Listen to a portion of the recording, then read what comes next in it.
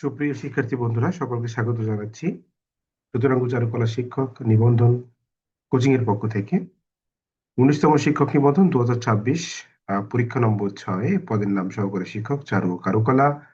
পূর্ণমান 100 এবং প্রতিটি ভুল উত্তরের জন্য 0.25 মার্ক কাটা যাবে এবং সময় হচ্ছে 1 ঘন্টা 30 মিনিট। এই মুহূর্তে যারা আমাদের দর্শকরা এবং যারা আমাদের শিক্ষার্থী বন্ধুরা রয়েছেন, যারা এই মুহূর্তে ক্লাসটি দেখছেন, সকলকে স্বাগত জানিয়ে আজকের ক্লাসটি শুরু করছি। আশা করি সকলেও খুব ভালো আছেন এবং সুস্থ আছেন। আমরা প্রতিটি পরীক্ষার জন্য আমরা গত যে 5টি পরীক্ষা হয়েছে সেখানে আমরা 200 মার্কের প্রশ্ন করেছিলাম। আপনাদের অনুরোধে যে স্যার আমরা জেনারেলের জন্য আলাদাভাবে প্রস্তুতি নিচ্ছি, যেটা এটা পরীক্ষা দিতে গেলে আমাদের একটু অসুবিধা হচ্ছে, সেজন্য আমরা কম বেশি সাবজেক্টিভ 100 মার্কের পরীক্ষা রাখার চেষ্টা করেছি। পরবর্তীতে যে ভুল ত্রুটি থাকবে আমাদের পরীক্ষাগুলোতে, আমরা সার্কুলারের পরে সেই ভুল ত্রুটিগুলো মানে ঠিক করে নেওয়ার চেষ্টা করব। এবং আরো একটি বিষয় জানাতে চাই, অনেকে জানিয়েছেন স্যার আবার কি সেই মানে রিটেন পরীক্ষা হবে কিনা, এই বিষয়ে কথা বলেছেন। দেখুন, সরকারিভাবে গেজেট প্রকাশিত হয়েছে, যেখানে স্পষ্ট বলা আছে যে নির্বাচনী, অর্থাৎ যেখানে হচ্ছে আপনাদের এমসিকিউ পরীক্ষা হবে। সেই ক্ষেত্রে এখন যদি কোনোভাবে পরিবর্তন আসে, যদি নতুন মহামান্য শিক্ষামন্ত্রীর নির্দেশনা, যদি নতুন কোনো সিদ্ধান্ত আসে, অবশ্যই সার্কুলারে সেটা আমরা জানতে পারবো। তবে তার আগ পর্যন্ত আমাদের এমসিকিউ পড়তে হবে। হ্যাঁ, যদি কোনো পরিবর্তন আসে বা কোনো কিছু হয়, সেটা সার্কুলারে দেখলে বোঝা যাবে, তবে আশা করা যায় যে পরিবর্তন হবে না। চলুন আমরা এই সপ্তাহের পরীক্ষার প্রশ্নের আনসার দেই। এবং ক্লাসটি যারা শুনছেন এবং দর্শকরা রয়েছেন এবং যারা শিক্ষার্থী বন্ধুরা রয়েছেন, আপনারা কে কয়টি সঠিক করেছেন এবং কয়টি ভুল করেছেন, তার তথ্যটা সরাসরি আমাদের হোয়াটসঅ্যাপে, আপনারা যেখানে প্রশ্নের উত্তর পাঠিয়েছেন সেখানে আপনি নিজে গণনা করে সরাসরি সেখানে কমেন্ট করে দেবেন। ওকে।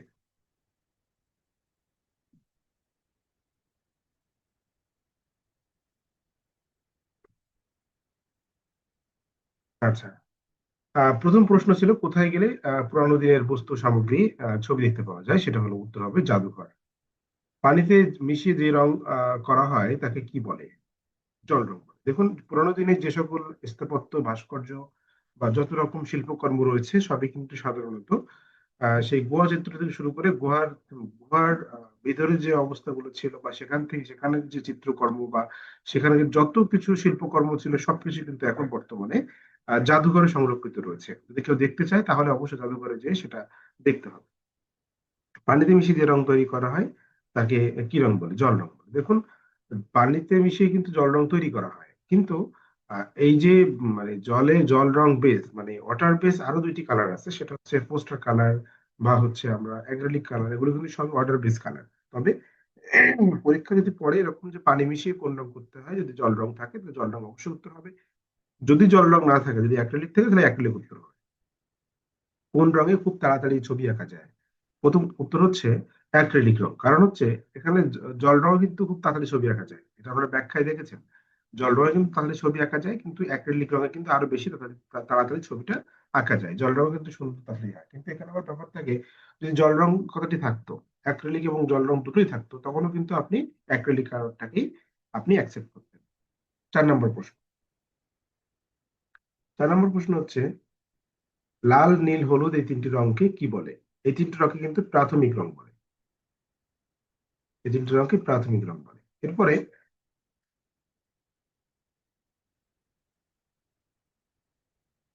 করেক্ট করেন। এরপরে হচ্ছে পেন্সিলে ছবি আঁকার জন্য কেমন কাগজ প্রয়োজন? দেখুন, পেন্সিলে ছবি আঁকার জন্য কিন্তু একটু মোটা কাগজ প্রয়োজন, হ্যাঁ, মোটা টাইপের কাগজ প্রয়োজন। এখন যদি এখানে এই সকল বিষয়গুলো না রেখে যদি অন্য কিছু থাকতো, যেমন ধরুন আর্ট পেপার থাকলো বা নিউজ প্রিন্ট পেপার থাকলো, এরকম থাকলো, তখন কিন্তু আর্ট পেপারটাই হচ্ছে সবচেয়ে গুরুত্বপূর্ণ হতো এবং আর্ট পেপারটা সঠিক হতো। তবে এখানে হচ্ছে আহ, মসৃণ, পাতলা বা নিউজ প্রিন্ট মোটা কাগজের কথা বলা হয়েছে। তো সেই ক্ষেত্রে মোটা কাগজটাই হচ্ছে হচ্ছে আহ, গুরুত্বপূর্ণ। গ্রামীণ জীবনে দা, কুড়াল, নাঙল, কাস্তে, বাখারি এগুলোকে কি বলা হয়? এগুলোকে বলা হয় হচ্ছে কারুশিল্প। আচ্ছা, এরপরে একতারা, দোতারা ইত্যাদি বাদ্যযন্ত্রের গায়ে কোন নকশা করা হলে তাকে কি বলে? যদি এই সকল বাদ্যযন্ত্রের গায়ে কিন্তু যদি কোনো নকশা করা হবে, তখন কিন্তু সেটা কারুশিল্প, সরি, লোকশিল্প হবে, লোকশিল্প হবে। কোথায় কোথায় গুহার সন্ধান পাওয়া যায়? দেখুন, আলতামিরা এবং লাস্কো গুহা সম্পর্কে আপনারা অনেকেই পড়েছেন। এই আলতামিরা বা লাস্কো গুহা বা যে সকল গুহাগুলো সম্পর্কে আপনারা পড়েছেন, বেশিরভাগ গুহাই হচ্ছে স্পেন এবং ফ্রান্সে অবস্থিত। লাস্কো গুহা কোথায় অবস্থিত? লাস্কো গুহা ফ্রান্সে অবস্থিত। আলতামিরা গুহা কোথায় অবস্থিত? স্পেনে অবস্থিত। জীবজন্তুর পশম একসাথে বেঁধে কি তৈরি করা হতো সেই সময়?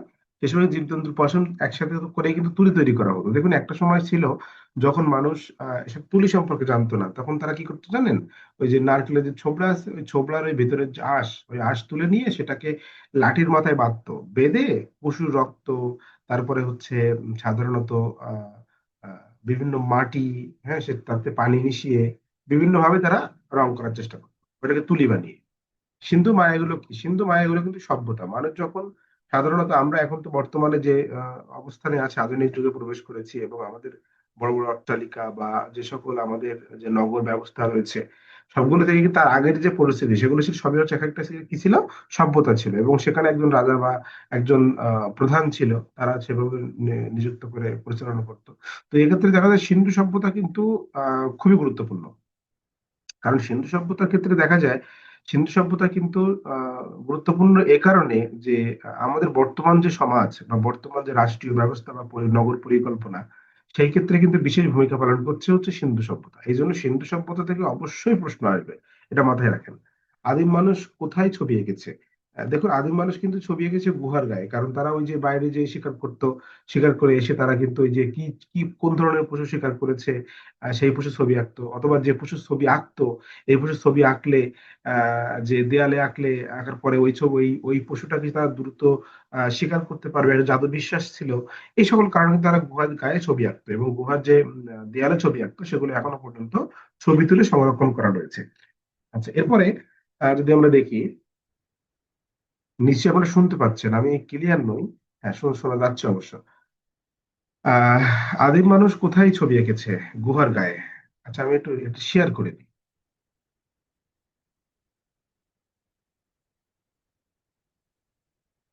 ওকে, এটা আবার শেয়ার করলে এখন অবশ্য সকাল, সমস্যা নেই, শেয়ার করলাম না, আমি এটা ইউটিউবে দিয়ে দেবো, আপনারা ইউটিউব থেকে সরাসরি দেখে নেবেন। ওকে। আদিম মানুষের ছবি আঁকার বিষয় কি ছিল? দেখুন, আদিম মানুষের ছবি আঁকার বিষয় ছিল কিন্তু জীবজন্তু। মানুষ একটা সময়, আমরা যখন মডার্ন আর্টের বিশেষ করে মডার্ন আর্ট নিয়ে আমরা বিভিন্ন চর্চা করি, আর প্রকৃতিতে যা আছে সেটাকে একটু নতুন করে রূপ দিয়ে মডিফাই করে আমরা বিভিন্ন রকম মডার্ন আর্ট তৈরি করি। সেক্ষেত্রে দেখা যায় যে আহ আদিম মানুষরা কি করতো? আদিম মানুষরা কিন্তু সামনাসামনি যা দেখতো, তাই কিন্তু তারা সাধারণত সেটাকে নকল করে আঁকার চেষ্টা করতো। অর্থাৎ বিশেষ করে তারা জীবজন্তুকে বেশি আঁকতো, কারণ তারা জাদু বিশ্বাস ছিল, এবং জীবজন্তুকে কেন্দ্র করে তারা বেশি ছবি আঁকতো। এটাই আমরা সাধারণত গুহচিত্র থেকে প্রমাণ পেয়েছি। আদিম মানুষ কেন ছবি আঁকতো? আদিম মানুষ ছবি আঁকার পিছনে জাদু বিশ্বাস ছিল, বা হচ্ছে এই যে দেখুন এখানে রয়েছে, প্রদর্শনীর জন্য, বিক্রি করার জন্য, জাদু বিশ্বাসের জন্য, না পশু শিকার সফল হবে বলে? দেখুন, এখানে জাদু বিশ্বাসের জন্য এবং পশু শিকারে সফল হবে বলে। দেখুন, এর দুইটাই কিন্তু কারণ ছিল। মানে জাদু বিশ্বাসের জন্য ছিল, আবার পশু শিকার সফল হবে এইভাবেও কিন্তু ছবি আঁকতো। কিন্তু যদি এখন দুইটা যখন থাকবে, তখন অবশ্যই আপনারা জাদু বিশ্বাসের জন্য এটা অবশ্যই দিবেন। বাংলাদেশের বিখ্যাত লোকশিল্প কোনটি? বাংলাদেশের বিখ্যাত লোকশিল্প হচ্ছে নকশি কাঁথা। গ্রামীণ যে সহজ সরল মহিলারা রয়েছেন, তাদের নিপুণ হাতের ছোঁয়ায় বিভিন্ন গল্প গাথা, তাদের সাংসারিক বিভিন্ন গল্পের মাধ্যমে তারা যে সুন্দর নকশা করে যে কাঁথা তৈরি করেন, সেটাই হচ্ছে নকশি কাঁথা।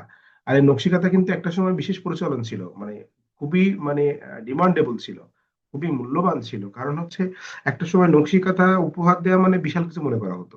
যখন মানে এখান থেকে খুব বেশি সময় আগে নয়, এখান থেকে 50 বছর আগে আমরা গেলে দেখতে পাবো যে আসলে নকশি কাঁথা একটা বিশাল ব্যাপার ছিল। যদি কারো বিয়ে টিয়ে হতো বা কোনো ধরনের অনুষ্ঠানে নকশি কাঁথা উপহার দেওয়া হতো, তাহলে ধরে নেওয়া হতো সে বিশাল কিছু মানে উপহার দিয়েছে, বা অনেক বড় ধরনের কিছু উপহার দিয়েছে, এরকম একটা ব্যাপার। কারণ সেই সময় শিল্প সংস্কৃতির এত উন্নতি ঘটেনি, এত আধুনিকতা কিন্তু শিল্প সংস্কৃতিতে আসেনি, যার কারণে এটাকে সবচেয়ে প্রধান মনে করা হতো।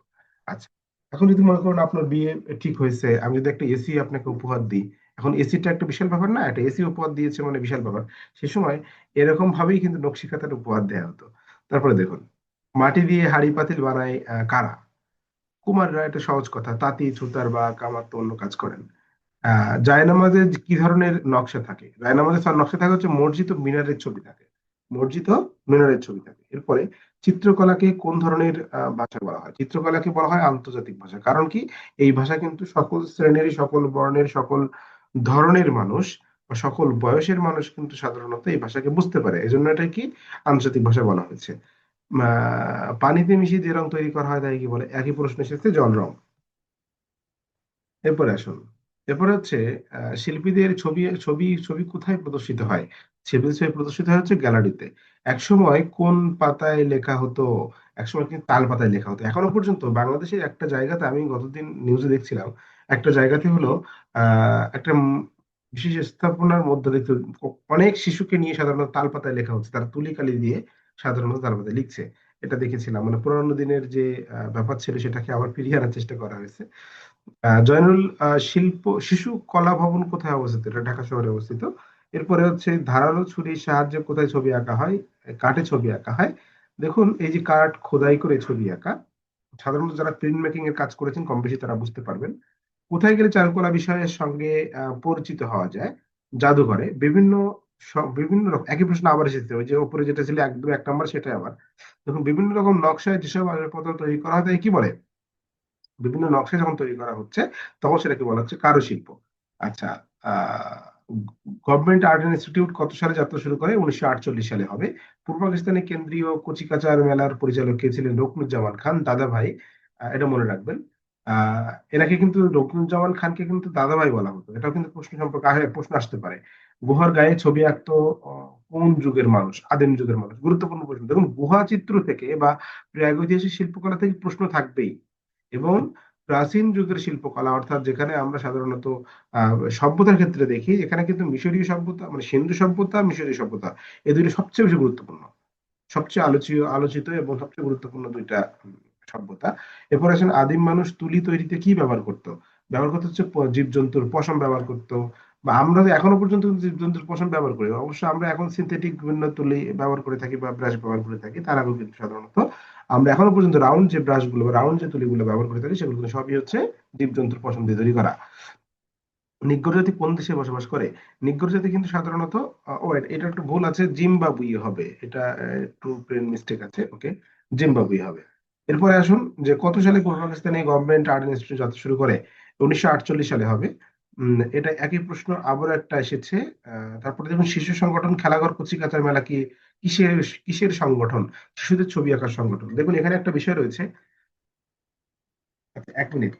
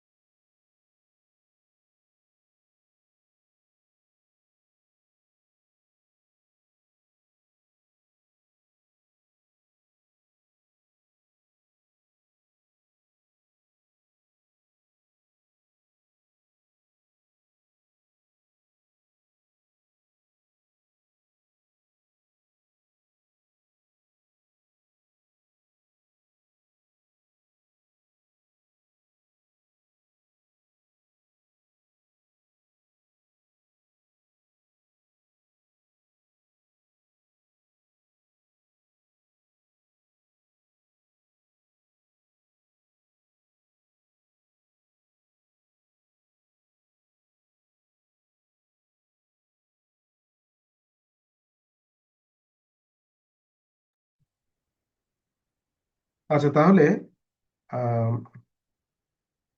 আমরা যে কথা বলছিলাম, হ্যাঁ ঠিক আছে।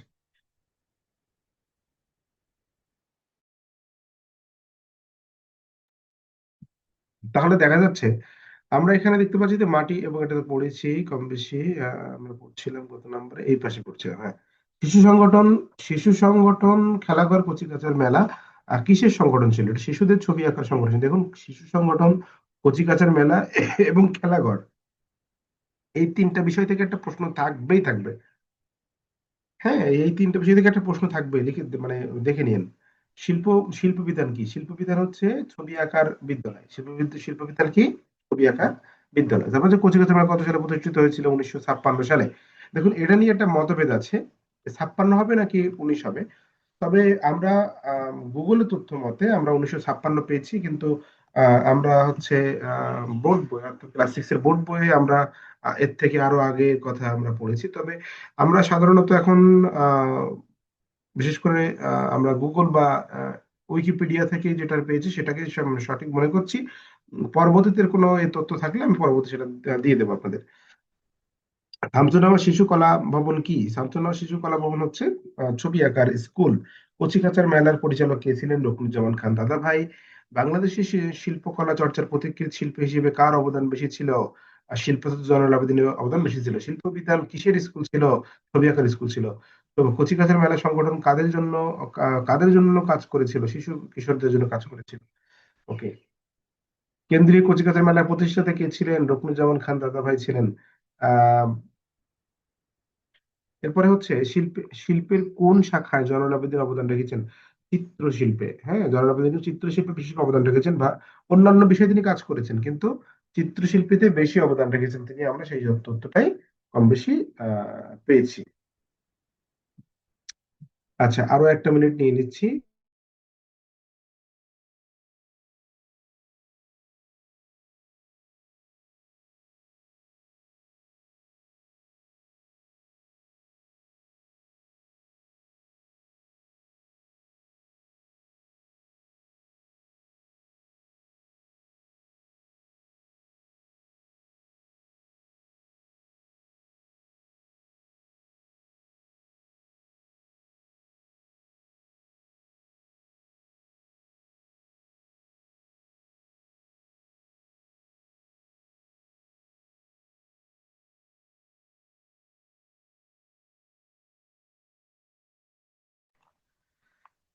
আচ্ছা, এরপরে আমরা দেখতে পাচ্ছি যে আহ, আমরা পড়ছিলাম শিল্পাচার্য জয়নুল আবেদিন।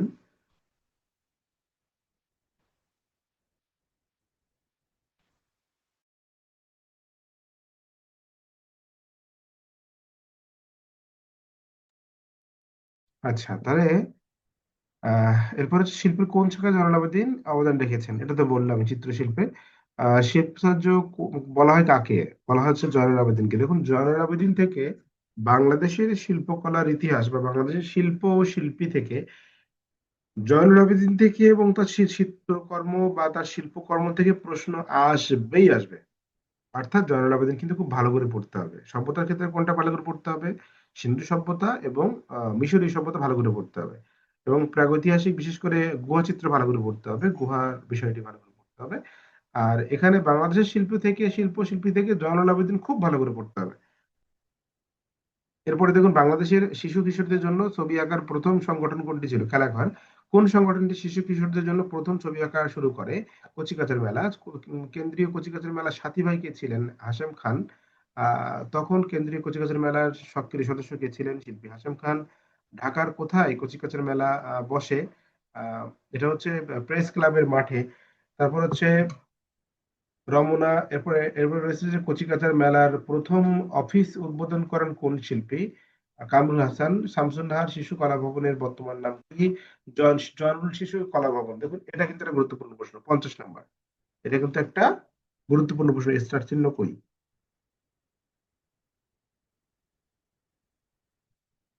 স্টার চিহ্ন।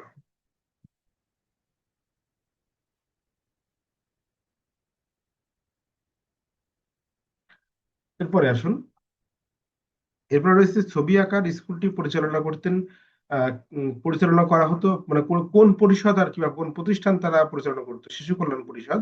বাঁশ ও বেত, কাঠ, ধাতব দ্রব্য ইত্যাদি দিয়ে তৈরি হয় কি? ইত্যাদি তৈরি হয় হচ্ছে লোকশিল্প। গ্রামীণ সাধারণ মানুষের দৈনন্দিন ব্যবহারের সামগ্রীতে তাদের নিজস্ব ঐতিহ্য, সংস্কৃতি, বিশ্বাস নান্দনিক রুচি শৈল্পিক প্রতিফলন দেখা যায় কোন শিল্পে? লোকশিল্পে। দক্ষ কারিগরের হাতের তৈরি এমন শিল্পকর্মকে বোঝায় যা দৈনন্দিন জীবনের ব্যবহারিক চাহিদা মেটানোর পাশাপাশি নান্দনিক এবং শৈল্পিক সৌন্দর্য কিন্তু ফুটিয়ে তোলে। এমন কি? সেটা হচ্ছে কারুশিল্প। এটা হচ্ছে ব্যবহারিক প্লাস হলো নান্দনিকতা, দুটোই আছে কারুশিল্পের মধ্যে। কি আছে? ব্যবহারিক উপযোগিতা রয়েছে প্লাস হলো কি, সেটা সৌন্দর্য বা নান্দনিকতাও রয়েছে। আচ্ছা, 21শে ফেব্রুয়ারিতে শহীদ মিনারে ফুল দেওয়া, ফুল কোন রীতির ধারাবাহিকতা? এটা হচ্ছে লোকরীতি। বারবার ব্যবহার করা চিত্রকে কি বলা হয়? মোটিভ বলে। দেখুন, আমরা যখন বেসিক ডিজাইন সম্পর্কে আপনাদের পড়িয়েছি সেখানে কিন্তু বলেছিলাম যে মোটিভ অর্থ কিন্তু প্রতীক। হ্যাঁ, মানে আহ একটা মাছ, একটা মাছের প্রতীক কেমন হয়, একটা ফুল, সে ফুলের প্রতীক কেমন হয়, এই সকল বিষয় কম বিষয় কিন্তু কম বেশি আপনার সাথে আলোচনা করা হয়েছে। সেখানে একই বিষয় বারবার ব্যবহার করা হচ্ছে। যেমন একটা মাছ ব্যবহার করা এক কর্নারে, তখন কিন্তু চার কর্নারে একইভাবে মাছ ব্যবহার করা হয়। তাহলে এটা কি বারবার একই চিত্র ব্যবহার করা হচ্ছে, সুতরাং এটা হচ্ছে মোটিভ হবে। বাংলাদেশে বহুল ব্যবহৃত লোকশিল্পে মোটিভ গুলো কি কি ছিল? পদ্ম, তারপরে কলকা, চন্দ্র, সূর্য, হাতি, পাখি ও পান পাতা। এরপরে আসুন, ব্যবহার্য জিনিসের সৌন্দর্যের জন্য নানা রকম কারুকাজ করা হয়। এটা কারো কাজ না, কারুকাজ করা হয়। নকশা করা এই রকম ব্যবহার্য দ্রব্য সামগ্রী কি বলে? এটা হচ্ছে হবে কারুশিল্প। কোনো জিনিসের উপর আঁচড় কেটে বা অন্য কোনো উপায়ে নকশা বা কোনো আকৃতি ফুটিয়ে তোলাকে কি বলে? অলংকরণ বলে। আচ্ছা, প্রাচীনকালে মানুষ কি দিয়ে হাতিয়ার বানাতো? হাতির দাঁত দিয়ে হাতিয়ার বানাতো। হ্যাঁ, এখানে দেখুন যে চারটা অপশন আছে, হাতির দাঁত এখানে দেওয়া আছে, এবং পাথর দিয়েও কিন্তু সাধারণত হাতিয়ার বানাতো। কিন্তু এখানে তার পাথর নেই, এখানে শুধুমাত্র রয়েছে বিভিন্ন পশু পাখির, পশুর দাঁতের সম্পর্কে বলা হয়েছে, সে কারণে হচ্ছে হাতির দাঁতই হবে। প্রকৃতিতে সহজে পাওয়া যায় কারুশিল্পের এমন দুটি উদাহরণ কি কি হতে পারে? দেখুন, প্রকৃতিতে কিন্তু বাঁশ এবং বেত এর আমরা বিশেষভাবে সহজে পেয়ে যাই। এখন বেতটা কিন্তু খুব একটা সহজলভ্য নেই, তবে বাঁশটা কিন্তু সহজলভ্য রয়েছে কারুশিল্পের জন্য। কাতান কিসের নাম? কাতান হচ্ছে শাড়ির নাম। কাঠের গায়ে খোদাই করা নকশাকে কি বলে? কাঠের গায়ে খোদাই করা নকশাকে বলা হচ্ছে দারুশিল্প। কারুশিল্প এবং দারুশিল্প পড়েছেন না? তাহলে কাঠের গায়ে যখন খোদাই করে কাজ করা হবে সেটাকে বলা হচ্ছে দারুশিল্প। লোকশিল্প কাদের সৃষ্টি? লোকশিল্প কি সাধারণ লোকের সৃষ্টি, অর্থাৎ গ্রামীণ সাধারণ মানুষরা কিন্তু লোকশিল্পের সৃষ্টি করেছেন। আচ্ছা, নকশিকাঁথা তৈরি করেন কারা? নকশিকাঁথা তৈরি করেন হচ্ছে লোকশিল্প তৈরির জন্য নকশা হিসেবে, সরি, লোকশিল্প, নকশিকাঁথা তৈরি করেন কারা? গ্রামের সাধারণ মেয়েরা। তারপর হচ্ছে লোকশিল্প তৈরির জন্য নকশা হিসেবে একই চিত্রের বারবার আঁকা এবং ব্যবহারকে কি বলে? একই প্রশ্ন আবার। দেখুন, এখানে আগে একরকম ছিল কিন্তু পরবর্তীতে কিন্তু সেটা ঘুরে ফিরে একই প্রশ্ন একটু ঘুরে ফিরে এসেছে। দেখুন, ব্যবহার্য বস্তুকে সুন্দর করার জন্য কারুকাজ করাকে কি বলে? কারুশিল্প বলে। দেখুন, এখানে অনেকে বলে থাকেন, স্যার একই প্রশ্ন বারবার কেন দেন? দেখুন, একই প্রশ্ন বারবার কেন দেওয়া হয়? যখন একই প্রশ্ন বারবার আপনাকে দেওয়া হবে, তার মানে ওই জায়গাটা আপনার কিন্তু আরো স্ট্রং হবে। একই প্রশ্ন যখন বারবার আপনার সামনে আসবে, তখন ওইটা কিন্তু আপনার মেমোরিতে বেশিক্ষণ পর্যন্ত দীর্ঘায়ু হবে। আচ্ছা, বাংলাদেশে কারুশিল্পের অনেক নিদর্শন কোথায় সংরক্ষিত আছে? জাতীয় জাদুঘরে। আদিম মানুষ কোথায় বসবাস করত? পাহাড়ের গুহায়। আদিম মানুষেরা বানাতে শিখেছিল কি? মানে পুতুল, মূর্তি বা পাথরের অস্ত্র সবগুলোই বানাতে শিখেছিল। সোনারগাঁও লোকশিল্প কারুশিল্প জাদুঘর কে প্রতিষ্ঠা করেন? জয়নুল আবেদিন। আদিম আদিম মানুষের আঁকা ছবি কেমন ছিল? সহজ সরল। তারপর লোকশিল্পের উপকরণ কোন যুগে পাওয়া গিয়েছিল? সব যুগে, অর্থাৎ আদিম যুগে, মধ্যযুগে, বর্তমান যুগে, সব জায়গাতেই। বাংলাদেশে গ্রামে গঞ্জে বিভিন্ন উপলক্ষে কি হয়? মেলা হয়। পৌষ সংক্রান্তি কখন পালন করা হয়? পৌষ সংক্রান্তি পৌষ মাসের শেষ সপ্তাহে পালন করা হয়। হাতি ঘোড়া তৈরি করা হয় কোথায়? সেটা হচ্ছে মাটি টিপে টিপে মানে তৈরি করা হয় কি, কিসের মাধ্যমে, কি দিয়ে? মাটি টিপে টিপে তৈরি করা হয়। শিখা তৈরি করা হয় কি দিয়ে? শিখা তৈরি করা হচ্ছে পাট দিয়ে। এগুলো সাধারণত যারা গ্রামে বসবাস করেছেন, ছোটবেলায় কেটেছে গ্রামে, তারাই ভালো করে জানতে পারবেন। তারপর হচ্ছে নকশিকাঁথা কোন শিল্পের অন্তর্ভুক্ত? লোকশিল্প। বর্তমানে লোকশিল্প কত বছরের পুরনো শিল্পের ধারা? এটা হবে হচ্ছে 5,000 বছর পুরনো, 5,000 বছরের ধারা। গ্রামের দিনে, আচ্ছা, আগের দিনে মানুষের গোলা ভরা কি ছিল? গোলা ভরা ধান ছিল। হ্যাঁ, আচ্ছা, অতীতে মানুষ লোকশিল্পের কাজ করতো। আহ লোকশিল্পের কাজ করতে হচ্ছে শখ মেটানোর জন্য। আচ্ছা, লোকশিল্পে আগে কি দিয়ে রং তৈরি হতো? লোকশিল্পে আগে কি দিয়ে হতো? নীল আবির দিয়ে রং তৈরি হতো। আলপনা আঁকা হয় গায়ে হলুদে, তারপরে হচ্ছে শহীদ মিনারে, বিয়ে বাড়িতে, এগুলো সবই হবে। আদিম মানুষের প্রথম ব্যবহার্য হাতিয়ার ছিল কোনটি? কাঠের লাঠি ছিল প্রথম হাতিয়ার ছিল।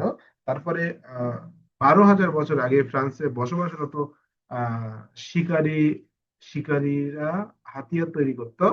আহ হাতিয়ার তৈরি করতো যে হরিণের শিং দিয়ে। এটা ঘন একটা পরিণী, এর জন্য আমরা দুঃখ প্রকাশ করছি। ওখানে একটা আমরা এখানে দিয়ে দিলাম। ব্যবহৃত বস্তুকে অলঙ্করণের সূত্রপাত হয় কোন যুগে? আদিম যুগে। তারপর হচ্ছে কোন যুগের মানুষ প্রথম মাটির পাত্র তৈরি করতে শেখে? নতুন পাথরের যুগে মাটির পাত্র তৈরি করতে শিখেছিল। কোনটি কারুশিল্পের নিদর্শন? নকশা করা কাঠের দরজা। কোনটি কাঠ দিয়ে তৈরি করা হয়? সিন্ধুক। বাঁশ দিয়ে তৈরি করা হয় পোলো। বেত দিয়ে তৈরি করা হয় হচ্ছে বোড়া। এবং জামদানি শাড়ি কি নামে পরিচিত ছিল? কারুশিল্প নামে পরিচিত ছিল। কুলা তৈরি করা হয় কি দিয়ে? কুলা তৈরি করা হয় বাঁশ দিয়ে। কারুশিল্পের নিদর্শন কোথায় সংরক্ষিত আছে? জাদুঘরে। দেখুন, এটা আবার একটা প্রশ্ন এসেছে, মানে এই প্রশ্নটা দুই তিনবার আসছে, তার মানে প্রশ্নটা কিন্তু বেশ ইম্পর্টেন্ট বলে আমরা কি করছি, ইম্পর্টেন্ট বলে আমরা মনে করছি। এরপরে আসুন, ব্যবহার্য বস্তুকে সুন্দর করার জন্য কারুকাজ করাকে কি বলে? লোকশিল্প বলে। লোকশিল্প থেকে একটা প্রশ্ন আসবেই, মাস্ট আসবে, এটা লিখে রাখেন। লোকশিল্প থেকে একটা প্রশ্ন আসবেই আসবে, ফাইভ স্টার। এরপরে আসুন,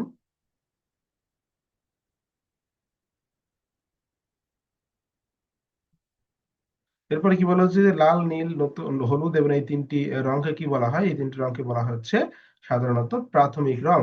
এই প্রাথমিক রং থেকে একটা প্রশ্ন আসবেই আসবে, লিখে রাখেন খাতায়। এখান থেকে একটা প্রশ্ন অবশ্যই আসবে, এবং সেটা মৌলিক রং থেকেই আসবে। দেখুন, এখানে একটা বিষয় ক্লিয়ার করে দিই, সেটা হচ্ছে লাল, নীল, হলুদ এই তিনটা হচ্ছে মৌলিক রং বা প্রাথমিক রং বা প্রাইমারি কালার বা বেসিক রং। এগুলো সবই কিন্তু একই কথা। বেসিক রং, প্রাইমারি কালার, প্রাথমিক রং, এগুলো সবই হচ্ছে একই কথা। প্রথম স্তরের রং, এগুলো সব একই কথা। ওকে, এরকম ভাবে না আসতে পারে, মাত্র প্রাথমিক রং না আসে আসলে হচ্ছে মৌলিক রং, তখন কিন্তু সেটা মৌলিক রংটাই উত্তর হবে। এরকম প্রাথমিক রং না এসে আসলে প্রাইমারি কালার, তখন কিন্তু প্রাইমারি কালারটাই উত্তর হবে। তবে মৌলিক রং থেকে একটা প্রশ্ন আসবেই আসবে। কাছের জিনিস অপেক্ষা দূরের জিনিস কত ছোট হবে তা পরিমাপকে কি বলে? দেখুন, এই যে কাছের জিনিস এবং দূরের জিনিস কত ছোট বড় হবে, এটাকে সাধারণত বলা হচ্ছে কি? অনুকরণ, সীমারেখা, আলোছায়া নাকি অনুপাত? অনুপাত, যেটাকে আমরা ইংরেজিতে বলছি কি? প্রপোর্শন। ইংরেজিতে কি বলছি? প্রপোর্শন। দেখুন, এখান থেকে একটা প্রশ্ন আসবে, অনুপাত থেকে একটা প্রশ্ন আসবে, ব্যবহারিক শিল্পকলা থেকে। ব্যবহারিক শিল্পকলা থেকে অবশ্যই একটা প্রশ্ন আসবে, অনুপাত থেকে এবং পার্সপেক্টিভ থেকে। এটা মাথায় রাখেন, অবশ্যই দেখে নিন প্রশ্নপত্র পাওয়ার পরে। এরপরে দেখুন, হলুদ রং নীল রং মিলে কোন রং তৈরি হয়? হলুদ এবং নীল রং মিলে কি তৈরি হয়? এটা একদম সহজ ব্যাপার। হলুদ এবং নীল মিলে তৈরি হয় কিন্তু সাধারণত কি? কমলা, গাঢ় হলুদ, সবুজ নাকি বেগুনি, কোনটা হয়? সবুজ রং নিশ্চয়ই হবে না। কারণ কি? সবুজ রংটা তৈরি হয় কিসের মাধ্যমে? কিসের মাধ্যমে? অনেকেই হয়তো বলছেন কি ব্যাপার, কি হচ্ছে কি, তালগোল পাকিয়ে যাচ্ছে না? আসলে তালগোল পাকানোর বিষয় নয়। নীল এবং হলুদ যখন আমরা মেশাবো, তখন কিন্তু অবশ্যই আমাদের কি রং আসবে? এই সবুজ রংটা আসবে। অনেকে বলেন স্যার সবুজ রংটা হচ্ছে মৌলিক রং। না, সবুজ রংটা মৌলিক রং না এই কারণে, কারণ হলুদ এবং নীল মিশায় কিন্তু সবুজ পাওয়া যায়, কিন্তু সবুজ এবং নীল মিশায় কিন্তু আর হলুদ পাওয়া যায় না। হ্যাঁ, এটা একটু মাথায় রাখবেন, এটা কিন্তু একটা গুরুত্বপূর্ণ প্রশ্ন। এটা কিন্তু একটা গুরুত্বপূর্ণ প্রশ্ন। রঙের মিশ্রণ ভালো করে শিখবেন যে কোন রং মিশালে কি হয় এটা, এবং প্র্যাকটিক্যালি সেটা সরাসরি দেখবেন, হাতে কলমে দেখবেন। আপনারা যে টিচারের কাছে পড়বেন, সেই টিচারের কাছে সুন্দর করে রঙের মানে বর্ণ পরিচয় ভালো করে শিখে নেবেন। এবার দেখুন, বাংলাদেশের ছবি আঁকার জন্য সাধারণ মানুষের কাগজ কোনটি? দেখুন, বাংলাদেশের ছবি আঁকার জন্য সাধারণ মানুষের আগে একটু বলে দিই যে বেগুনি রংটা কিভাবে পাবেন। বেগুনি রংটা আপনি যখন নীলের সাথে লাল মেশাবেন তখন বেগুনি রং পাবেন। গাঢ় হলুদ পাবেন কি করে? যদি যখন আপনি ইয়েলোর সাথে সাধারণত গাম্বো সরি বার্ন না হালকা পরিমাণ মেশাবেন, তখন কিন্তু আপনি গাঢ় হলুদ পেয়ে যাবেন। কমলাটা কিভাবে পাবেন? লালের সাথে হলুদ যখন মেশাবেন তখন কমলা পেয়ে যাবেন, তাই না? এগুলো সহজ বিষয়। বাংলাদেশের ছবি আঁকার জন্য সাধারণ মানুষের কাগজ কোনটি? News paper, poster paper, handmade paper নাকি কার্টিস পেপার? দেখুন, এর মধ্যে সবচেয়ে গুরুত্বপূর্ণ হচ্ছে, মানে সবকটাই পেপারই কম বেশি বিভিন্ন কাজে প্রয়োজন হয়, কিন্তু এই কার্টিস পেপারটাই হচ্ছে কি সহজলভ্য, প্লাস হলো আহ, মানে এটা কিন্তু সাধারণ মানের একটি কাগজ, যে কাগজে আমরা সাধারণত অধিকাংশ কাজই করতে পারি। হ্যান্ডমেড পেপারটা আসলে এটা পেপার হবে, পেপার হবে, এটা পেলার হয়ে গেছে, সরি এর জন্য, পেপার। ওকে, তাহলে এটা একটা গুরুত্বপূর্ণ কিন্তু প্রশ্ন। এটা 4টা স্টার দিয়ে রাখলাম। যেগুলো 5 স্টার সেগুলো কিন্তু খুবই গুরুত্বপূর্ণ, মাথায় রাখেন। অ্যাক্রিলিক রঙে ছবি আঁকার জন্য কি মেশাতে হয়? অ্যাক্রিলিক রঙে ছবি আঁকার জন্য কি মেশাতে হয়? সহজ বিষয়। তেল মেশাতে হয়? নো। গাম মেশাতে হয়? নো। অক্সাইড মেশাতে হয়? নো। তাহলে কি মেশাতে হয়? পানি মেশাতে হয়। অ্যাক্রিলিক রঙের সাথে পানি মিশিয়ে কিন্তু এটাকে কি করতে হয়? হালকা করতে হয়, হালকা করে এটাকে কাজ করতে হয়। তাহলে বাইন্ডার হিসেবে কি মেশানো হয়? বাইন্ডার হিসেবে কিন্তু পানি মেশানো হয়। তো কালার থেকে কিন্তু প্রশ্ন আসবেই, অ্যাক্রিলিক এবং জল রং, এই দুইটা থেকে কিন্তু প্রশ্ন অবশ্যই আসবে। অ্যাক্রিলিক এবং জল রং, এই দুইটা থেকে প্রশ্ন অবশ্যই আসবে। লিখে রাখেন কোথাও যে এই যে যে বিষয়গুলো বলছি এগুলো ভালো করে মাথায় রেখে দিয়েন। আর এরপরে একটু গুরুত্বপূর্ণ প্রশ্নগুলো একটু বলে দিই। যেমন এই যে গুহা চিত্র থেকে কিন্তু একটা প্রশ্ন আসবেই, হ্যাঁ।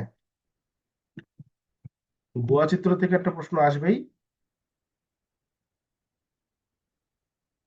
গুহা চিত্র থেকে একটা প্রশ্ন আসবে। তারপরে হচ্ছে এতে প্রাইমারি কালার, একটা কালার থেকে একটা প্রশ্ন আসবে বলে দিয়েছি। তারপর কারুশিল্প থেকে একটা আসবে, সেটাও বলে দিয়েছি। গুহা চিত্র থেকে প্রশ্ন আসবে, গুহা চিত্র থেকে। গুহা চিত্র থেকে একটা প্রশ্ন আসবে, এটাও বলে দিলাম। এরপরে হচ্ছে গুহা চিত্র থেকে বললাম। এরপরে এই প্রাগৈতিহাসিক শিল্পকলা, এটা তো ওই একই কথা, ওখান থেকে আমরা বলে দিয়েছি।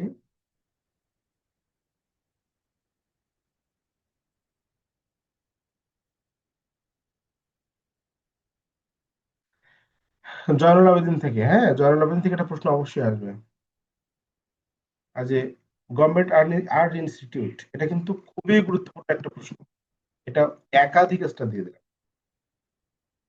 গভর্নমেন্ট আর্ট ইনস্টিটিউট সম্পর্কে ভালো করে পড়বেন, এখান থেকে একটা প্রশ্ন অবশ্যই পাবেন। এবং জয়নুল আবেদিন সম্পর্কে, জয়নুল আবেদিন সম্পর্কে প্রশ্ন আপনি না পাইলে চারুকলার কোনো প্রশ্নই হবে না, এটা বলে দিলাম। জান, এই যে জয়নুল আবেদিনটা খুব ভালো করে পড়বেন, এখান থেকে অবশ্যই একটা প্রশ্ন আসবে। আমি যে বিষয়গুলো বলছি সেগুলো ভালো করে মাথায় রেখে দিন। কচিকাঁচার মেলা, খেলাঘর এবং সাধারণত আহ কচিকাঁচার মেলা, খেলাঘর, আর একটা কি বলেছিলাম, হ্যাঁ, এই তিনটা বিষয় থেকে আসবে। কচিকাঁচার মেলা, খেলাঘর, এই যে শিশু সংগঠনগুলো রয়েছে, এই শিশু সংগঠনগুলো থেকে অবশ্যই একটা প্রশ্ন আসবে। এটা আমাদের শিশু মেলা, শিল্প বিতান, এগুলো কিন্তু, এগুলো থেকে, এগুলো ভালো করে পড়বেন, এগুলো থেকে অবশ্যই একটা প্রশ্ন আসবে। এটা লিখে রাখেন। ওকে, ঠিক আছে। সবাই ভালো থাকবেন। আর তেমন প্রশ্নের মধ্যে তেমন গুরুত্বপূর্ণ প্রশ্ন এই মুহূর্তে নেই। আলপনা থেকে একটা প্রশ্ন আসবে। আলপনা, আলপনা থেকে একটা প্রশ্ন আসবে কিন্তু অবশ্যই মাথায় রাখেন। আলপনা থেকে বা আলপনার মোটিভ, এই যে মোটিভ না, এটাও কিন্তু গুরুত্বপূর্ণ একটা প্রশ্ন। এখান থেকে একটা প্রশ্ন অবশ্যই আসবে। এবার আপনারা যে কাজটা করবেন সেটা হলো, যে যেখানে ছবি পাঠিয়েছেন বা যে যেখানে আপনারা উত্তরপত্র পাঠিয়েছেন, এবার এই আমার এই ভিডিওর সাথে আপনার কয়টি প্রশ্নের উত্তর হয়েছে সেটা সুন্দর করে মিল করে, এবং গুরুত্বপূর্ণ কথাগুলো বা গুরুত্বপূর্ণ প্রশ্নগুলো আপনি সুন্দর করে মানে মার্কিং করে নিয়ে তারপরে কিন্তু আপনি সুন্দর করে প্রিপারেশন নেবেন। আর হলো কয়টি প্রশ্ন আপনার হয়েছে, প্রতি ভুল উত্তরের জন্য 0.25 মার্ক কাটা। এবার আপনি কত পেলেন সেটা আমাকে সরাসরি গণনা করে জানান। এরপর থেকে আমরা যে কাজটা করব, আমরা গুগলের সাথে, আমরা গুগল একটা থাকবে, গুগলের সাথে সাধারণত আমরা করে আমরা গুগল ফর্মের মাধ্যমে ক্লাস নেওয়ার চেষ্টা করব, এরকম পরীক্ষা নেওয়া যায়। এই জন্য সেই সিস্টেমটা আমরা করবো আশা করছি। সেখানে কত কি কত পেলেন, কোনটা ভুল গেল, সবকিছু সেখানে ডিটেল পেয়ে যাবেন। ওকে, ঠিক আছে, ভালো থাকবেন সবাই।